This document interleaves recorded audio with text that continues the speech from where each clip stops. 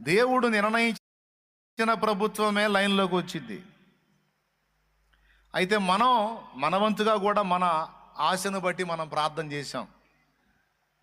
అయ్యా, ఏ నాయకుడైనా రాని ప్రభువా, నీ నామాన్ని మహిమపరచడానికి అడ్డు లేకుండా మాకు స్వేచ్ఛాయుత వాతావరణం దయచేయమని మనవంతు మనం ప్రార్థన చేశాం. ఇంకా చేద్దాం. అయిపోలా అప్పుడే.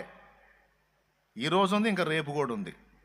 ఈ 2 దినాలు దయచేసి దేవుణ్ణి వేడుకోండి, తప్పకుండా వేడుకోండి. నిజంగా ఆత్మలు రక్షింపబడాలి, సమాజం వెలుగొందాలి, నశించిపోతున్న జీవితాలు కాపాడబడాలి, క్రీస్తు వైపు తిరగాలి. ఆయన ఆధిపత్యంలో ఉంది. మనకు మునిగిందేం లేదు. రకరకాల ఫలితాలు ఇప్పుడు మనం చూస్తున్నాం. ఒక్కొక్కడు మామూలుగా చెప్పట్లా, చెప్పుకొని పర్వాలేదు. మనకింకా 2 days గ్యాప్ ఉంది.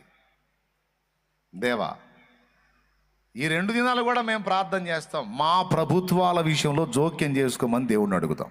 ఎందుకంటే ఆయన ఇంకా మానవ ప్రభుత్వాల్లో జోక్యం చేసుకుంటూనే ఉన్నాడు. ఆయన సర్వాధికారి. ఇక్కడ మన కోరికకు కూడా దేవుడు విలువిస్తాడు, మన ప్రార్థనకు కూడా జవాబిస్తాడు. లోకి పోయి ఎవరు కోటేశావో నీకు నీ మనసాక్షికి తెలుసు.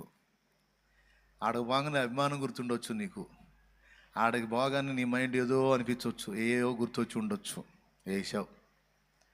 వేసావు. తర్వాత రేపు ఎదుర్కోబోయే పరిస్థితులన్నిటికీ నువ్వే బాధ్యురాలు అనుభవించాలా. 5 ఏళ్ల పాటు అనుభవించాలా, మంచి అయినా చెడైనా.